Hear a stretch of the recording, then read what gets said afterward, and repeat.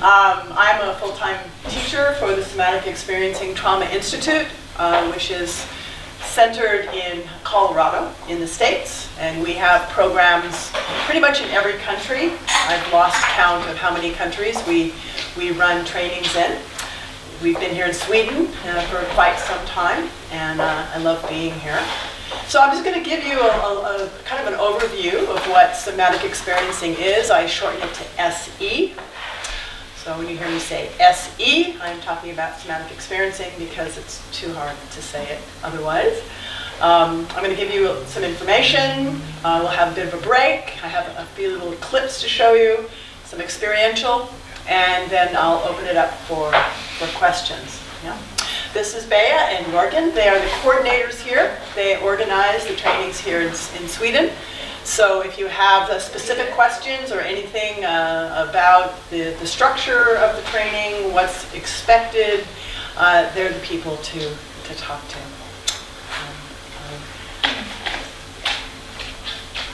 So my personal background is I was trained as a psychologist. I went through the traditional academic route. And like so many of you, I think, once I got out of graduate school, I realized I didn't know anything. And I also recognized that a lot of the training that I got professionally didn't satisfy me on a personal level. And so I went out seeking. I went out seeking for other methods that would supplement the clinical training that I had. And in 1999, I graduated probably 10 years before that. I met Peter Levine. And Peter Levine, Dr. Peter Levine, is the developer of Somatic Experiencing. And he had been really developing this method. He's been developing it. It continues to grow and change for around 40 years now. His background was he was initially trained as a body worker. He was a rolfer. He had a very, very good sense of anatomy and physiology. He was trained also in bioenergetics and Gestalt and lots of different types of therapies. And he realized from his own bodily experience, he's a profoundly sensitive man, that a lot of the therapies that were coming out of the 60s were too much. They actually traumatized people more. And we certainly recognize that in the States as the soldiers were returning from Vietnam and doing these kind of big cathartic therapies that were very, very popular back then. Peter has always been, and he continues to be, a very sensitive human being. And what would happen for him is it would actually destabilize him. So he started to do as much personal research as well as clinical research on the stress response. And he was working at UC Berkeley studying animal behavior. And his curiosity was, what is it that animals have, particularly wild animals, what is it that animals have that where they are repeatedly exposed to threatening situations, but they do not develop post-traumatic stress like humans do? What's up? What can we learn from animal behavior? So he was studying the nervous system and the physiology of the stress response. And he realized that humans have exactly the same reactions that animals do. That when there is a threat, and threat can be described in a very large way. Threat could be too much stress. Threat could be, I have a paper due. Threat could be, my child is sick. Threat could be, I'm completely overwhelmed. Threat could be a car accident, a medical procedure, obviously sexual assault, physical assault, childhood trauma, neglect. It goes on and on and on. And what he realized is that threat, that there's a physiological, it's not just an emotional response when we are overwhelmed, it's a physiological response. And animals and humans react in exactly the same way. There's a threat, and our sympathetic nervous systems come on, and they ready us to protect and defend ourselves. And if the threat passes, or if we are successful in somehow navigating our way out of it, our parasympathetic nervous system comes in, and it inhibits the sympathetic system and restores us and returns us to pre-threat state. Now, animals do that naturally. You know, they're out in Serengeti and a cheetah shows up and they're chased, they escape, and they recognize when the threat has passed. The parasympathetic nervous system comes on, they orient, they notice the cheetah is eating somebody else, they're greatly relieved, and they go through a series of very reliable and predictable physiological responses. They shake and tremble very, very gently underneath their skin. They, what we call, discharge all that sympathetic activation, and they often take a very, very deep breath, which is an indicator that the parasympathetic system has come back on. But humans, because we have these brains and because we're not very, very comfortable in our bodies for the most part, we interrupt, we sabotage, or what Peter says, thwart, if you know that word. We interrupt part of the cycle that returns us to that pre-threat state, which is usually, number one, an awareness that the threat is past, and two, an awareness of our body enough to recognize that we actually need to pause, we need to go inside, we need to recognize that my system is what we call activated, and we need to give it time to return and to settle. So what SE does is it helps us do that, and it teaches clinicians how to help people return to that pre-threat state in the most gentle way imaginable. It's a very unique system in that its orientation towards physiology, towards the biology, towards the physiological response, gives us a missing piece that I certainly didn't get when I was in my clinical training. My psychology orientation was very much cognitive, very much emotional, very much about talking and expressing. And what SE brings in is experiencing. So when I'm exposed to something, when I have a memory, it could be a memory of my mother being angry at me, what I start to notice in my own body is that my heart rate starts to accelerate, my stomach tightens, I lose my legs, and my throat shuts down. Now that's not actually happening to me right now, but that could be a very common response if I had neglect or abuse in my history. So SE helps us get into that other layer that a lot of other therapies don't get to, so that we, like animals, can return to that pre-threat state. And again, it's done in this very, very gentle way that does not re-traumatize. It works at the pace that the client is capable of working at. There is no pushing. There is no breaking through. There is no battling resistance. There's a belief, a very deep belief, that when clients or any of us say, no, I don't want to go there, that there's a very good reason, and that we want to respect that.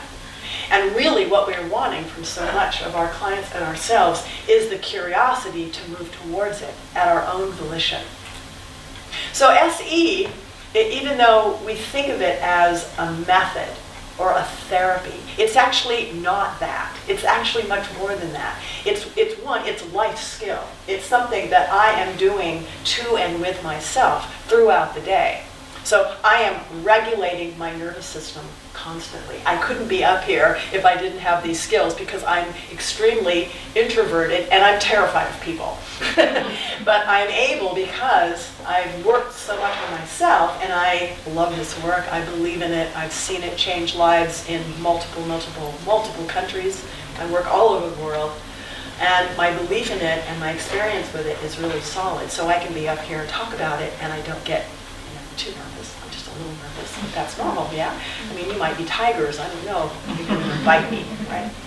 So what SE offers, it's actually not only a set of life skills that it starts to change ourselves. It starts to give us as practitioners, as people, as parents, as partners, these extraordinary skills where I learn to manage myself throughout the day.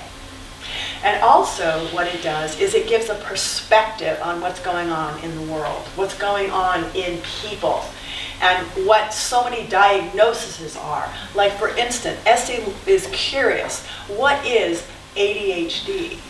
What is bipolar? Yeah? If we take that out and we just look at it as a series of responses from a dysregulated nervous system, it actually takes the disorder out of it.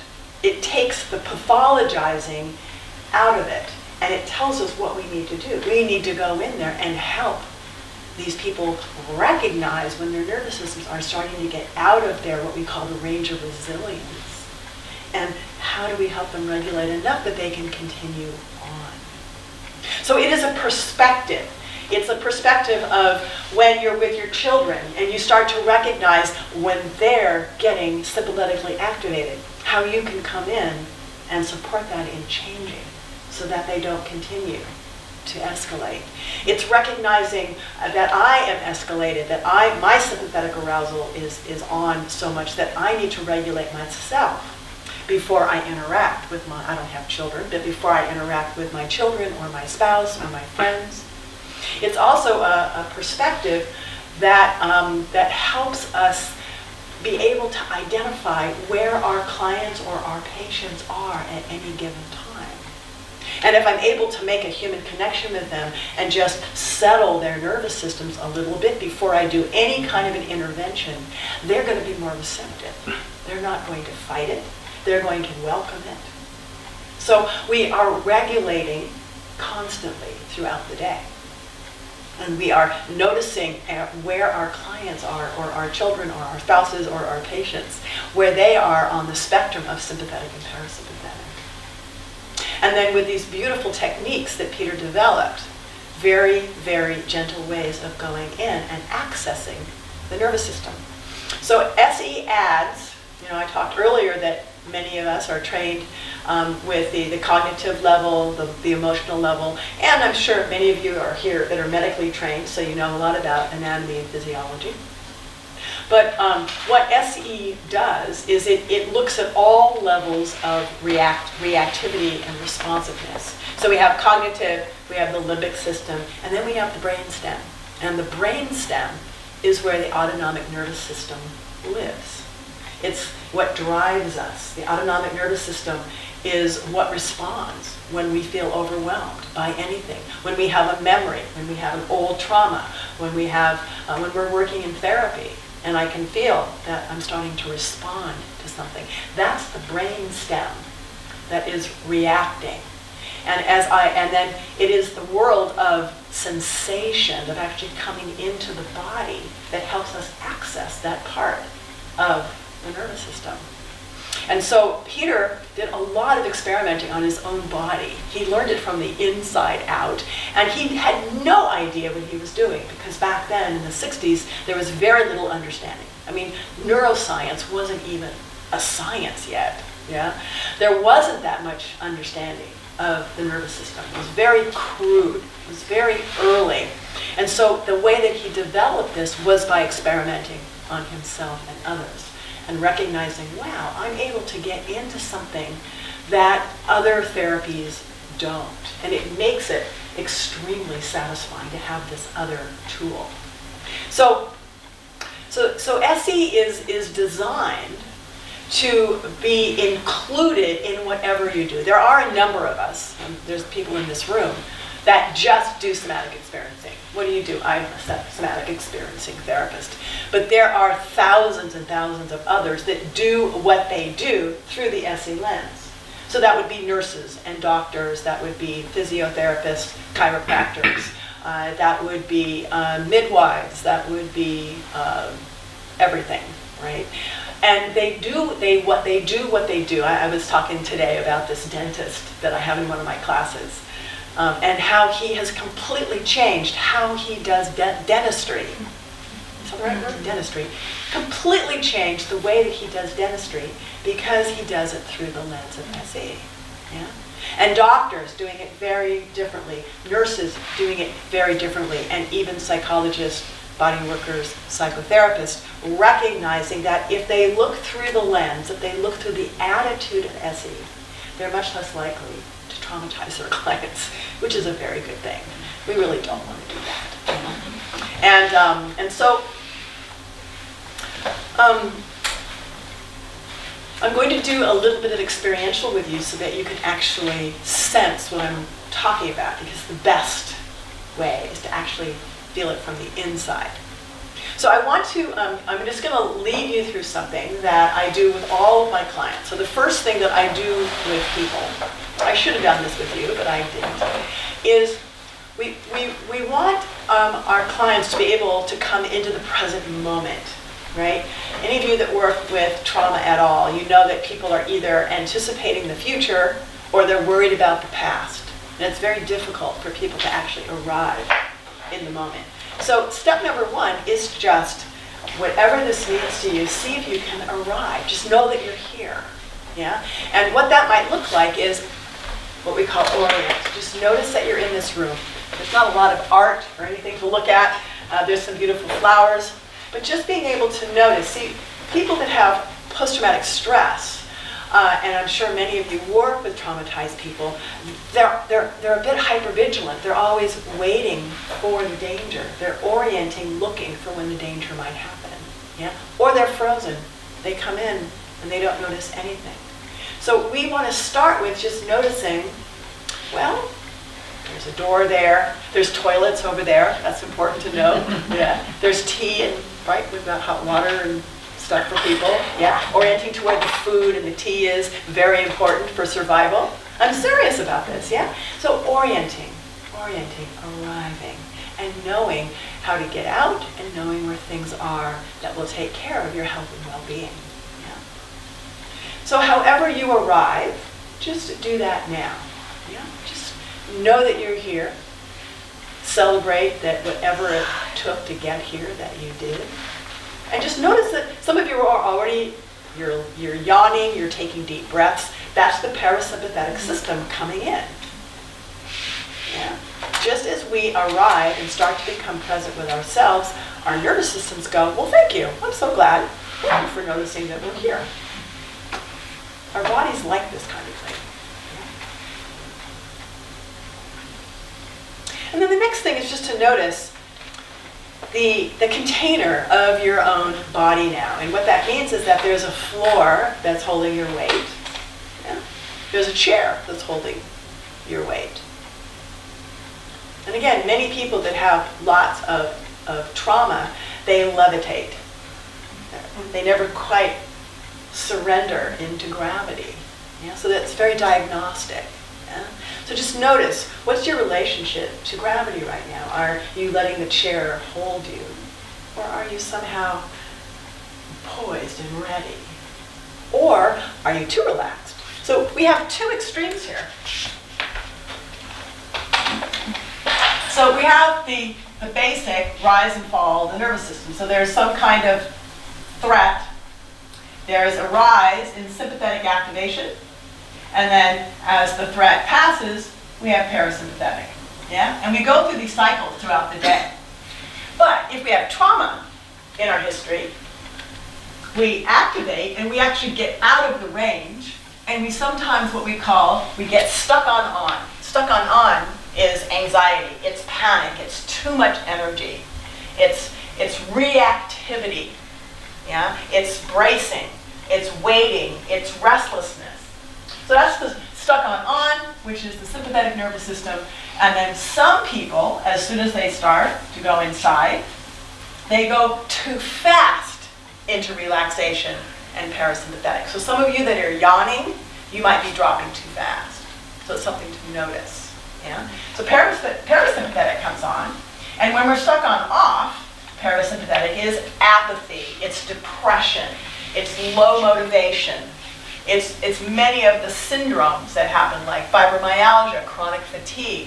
When the system has too much off, it doesn't know how to find energy in its body to actually find its way out of that. So we're going to be in one of these extremes, either too stuck on, hyperactivity, mania, anxiety, panic, or we're going to be more in the off. Yeah? And then some people oscillate. Some people will be on, yeah? And then their system gets exhausted and they turn off, yeah?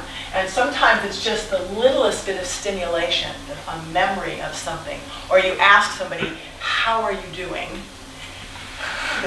And that's too much for them, and their system escalates too quickly. So what somatic experiencing does is, as we start to feel a rise in our sympathetic activation, we try to interrupt it before it goes too high. And if it's going too low, too fast, we try to interrupt that and come out of it. So I just want you, I'm telling you this because I want you to notice where you are on that spectrum right now. Are you feeling more sympathetically activated? Or are you feeling, it's been a long day, maybe many of you have worked many hours like I have, and you start to feel your body really drop, yeah? So we don't want the system to completely drop. We don't want to go into surrender until you get into bed tonight. Then that's a good time to do it, yeah? So we call, what Peter calls relaxed alertness, right? How can you be relaxed? Not like this, but how can you just be relaxed, but stay alert and focused? Because too much parasympathetic starts to make you kind of foggy in your brain. You start to feel like your muscles are melting. Is that familiar? Yeah. So just notice where you are at this moment. Yeah. And see if you can just keep some tone in your body and be relaxed. It's not that easy to do.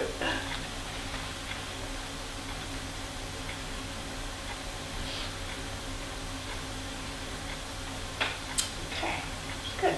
So then the next layer of exploration is to go inside. Yeah? And this is where what we call sensation tracking comes in. And it's our way of being curious about, well, what's going on with me right now? What's happening inside of me from this more nervous system or sensation level? And there could be any number of things that you might be experiencing right now. You might be experiencing pain in your body. You might, you can notice that. You might be experiencing, you all look very relaxed, so I don't know that anybody's like too agitated right now. If you are, you're faking it. This was morning, you might be a little more agitated. But so just see, like, where are you? It's kind of what we call a weather report. You know what's going on inside, and see if you can feel it from a sensation level. So there might be constrictions or tightness. You also might just feel your breath. Expansion, contraction of your breath. You might feel areas that feel, maybe tight or kind of tingly or hot or cold. You might feel some pressure somewhere. You might feel if you just had dinner, you might feel dinner. Notice if dinner's in there. And then there also might be places that you feel absent, where there's no sensation. And that's important to notice as well.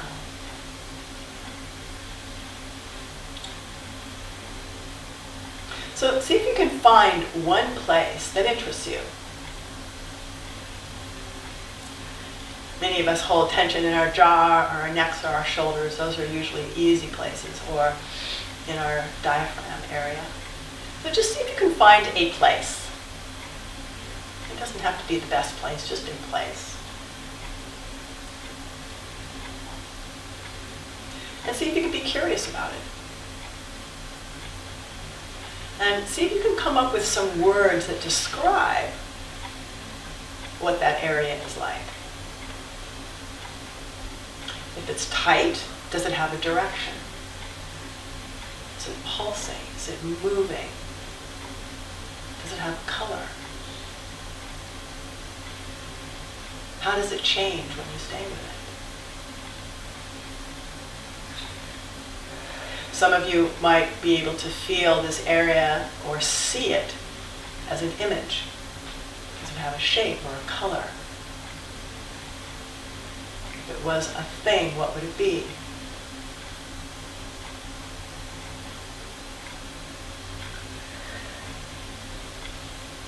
And then often when we find these places inside and we start to just be present with them, it moves into a movement. So as you start to be with this area, just see if your body wants to move in some way. And again, just noticing some of you are yawning. So again, parasympathetic is coming in just as you begin to go inside a little bit.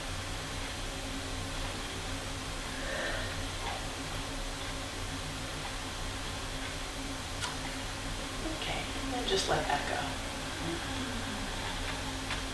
And just notice if you feel any different now than you did 5 minutes ago. Some of of you look like you're falling asleep. We might have to put on loud rock and roll music and get your energy up again.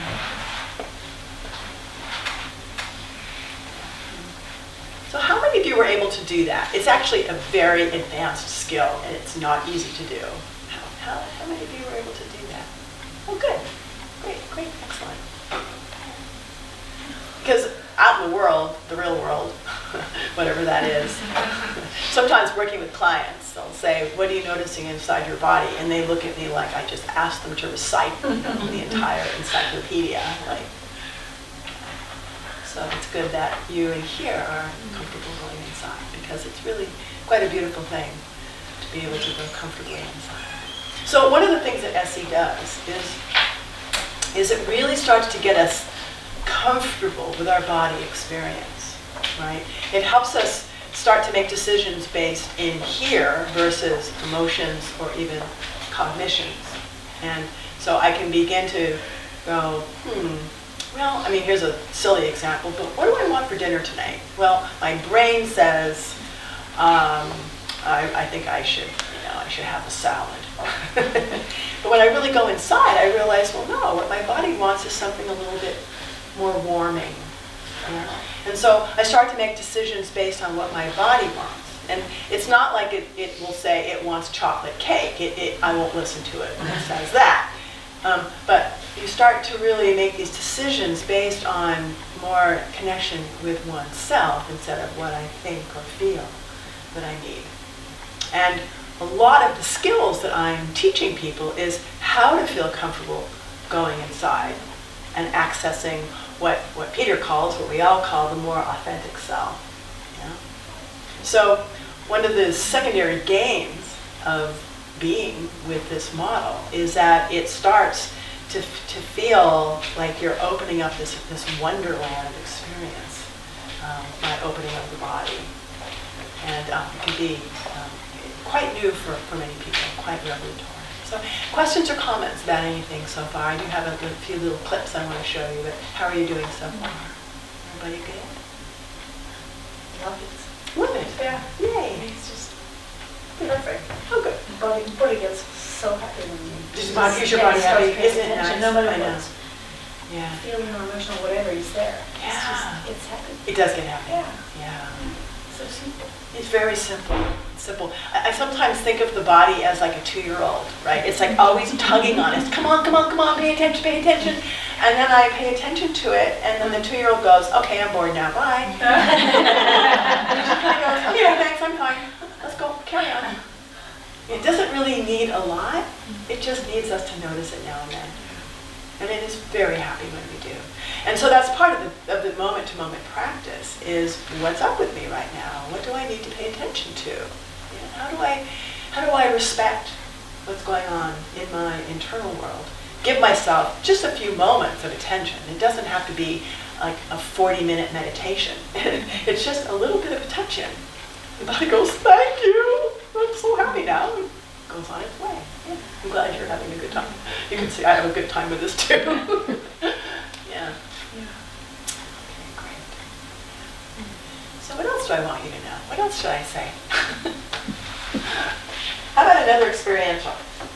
I think we're due for another experiential. And then I'm going to show you some videos of Peter working so that you can really get a sense of what it looks like.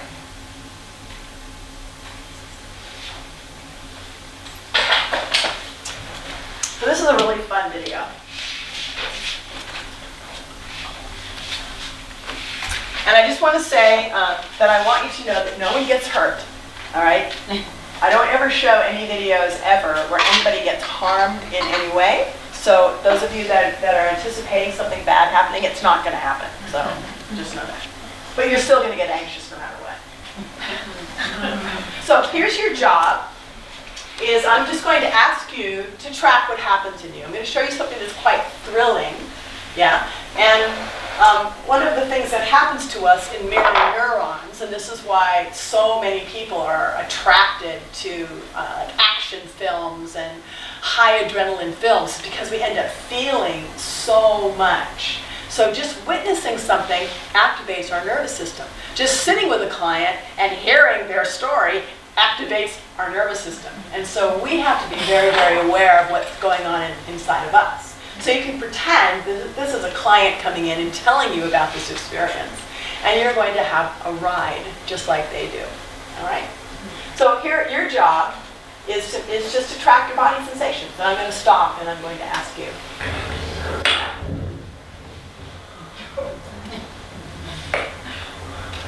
So he's putting on the safety of his boots, and he's testing the snow. And see, this is what we do with SE. Before we do anything, we test first to make sure that we can manage.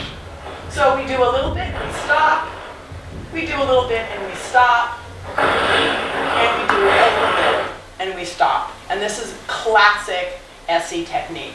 What I mean by that is I take a little bit of something that's activating, I work it for a moment, I notice how the system responds, we take a bit of a break, and then we go back in again. And see, good skiers, good athletes know to do that. He's not about to just go down the hill. He wants to make sure that he knows how to stop. It's really important. And from a trauma perspective, one of the biggest gifts that you can give your clients and yourself is knowing when to stop. How do you get out of your escalation? How do you get out of your panic? How do you get out of your depression? How do you get out of feeling overwhelmed by something? And SE provides those kinds of skills. Yeah? So just as you're watching what's going on, what's starting to show up in some of your bodies? And you might feel things in your extremities, you might feel excitement. What are you noticing in your bodies as I'm doing this? There's no right answer here, just so you know. And there's no wrong answer either, so it's all good. Something. Okay. Excitement. Yes, exactly. Where are you feeling that? It's in my chest. In your chest? Yeah, because I love skiing. Because you love to ski, Yeah. right? So I you're just feel related. like this is just wonderful. You love this. Okay, good. Excitement. Excitement is activation. Yeah? And excitement is just right close to anxiety, isn't it? Right? So just the right amount of activation is excitement. Too much turns to anxiety. So we want to keep it right in that place, yeah? And that's what we do with our clients, is help them right in that place where they go, this is exciting, I want to do this, versus this is terrifying, I don't want to do this, yeah? So good, so feel your excitement. We'll just go for a little bit more. And then see, he kind of gets the flow, right? Yeah, so once we learn how to stop, then we can go, yeah? So what are some of you feeling? I'm already feeling this. Yeah, what's happening? Give me some words. It's good. Good. Yes. What feels good? Give me some words. Where are you feeling that? In the chest. In the chest. Yes. Exactly. Yeah, it feels good. Yeah. What else? A little scary. A little bit scary. That's Yeah. right. Yeah, a little bit scary. That's okay. Where are you feeling that? In the chest. In your chest. I think I was remember something. Uh-huh. Looking at this Uh-huh. when I was skiing. When you were skiing. Yeah. So you have skiing experiences. Yeah. Yeah. So how would you describe a little bit scary? Give me It was some like words. little, how can I say it in English? Or you can say it in, what's your language? Swedish. Swedish. You can say it in Swedish. Oh, what's the name? It's like Shaky? little. A little bit shaky, Yeah. yeah. But you're smiling, so it's not too bad. It's okay. It's okay. It's a little bit scary, yeah. And where are you feeling that? Here. Right there. Yes. Okay. So notice what your hand's doing. Your hand's doing Yeah. that, right? So what happens to that little scary bit when your hand does that? See what happens. A little bit relaxing. It I think. relaxes, It was, exactly. because I noticed I was remembering something. Uh-huh. It just came. You just Yeah. yeah. So what's happening in there now? Relaxing. It's relaxing, exactly. So this is what we just did. We have a little bit of scary. Yeah. A little bit of scary, yeah. So, and then you sat with it, you touched it, and now it's coming back down. Yeah. So that's how it works, yeah? We're just working these cycles. And before you got terrified, which I don't think you would, I don't think we stopped it, right? And we just hung out here for a little bit. I noticed that you had a gesture, and I supported you in doing it, and it relaxed. So this is what we call activation and deactivation cycles. And we do this over and over again. So let's just say this guy comes in, he doesn't have an accident, he's fine, he has a skiing accident, he's telling me about it. I did this, and this went off. Go back. Go back. Anyway, so let's just say he comes in. Touch the computer. Oh, it's this. The light went off on the white box. Yeah, I know. It's here it goes. Okay. There we go. Okay. Anyway, this gets me anxious when my computer doesn't work. This is like almost out of my range of tolerance, you know. And why do you feel that thing? Yeah, right here. Yeah, right here, right here. There we go. Okay. All right, we'll do a little bit more. And again, just feel your bodies. Remember, no one gets hurt. So just feel the flow though, right? Like once we do activation, deactivation cycles, there's this kind of flow that happens and it's pleasurable. You feel that in your body. Whoa, okay. So what's going on? More words, what are you noticing? More words, come on. Tension. Tension, where?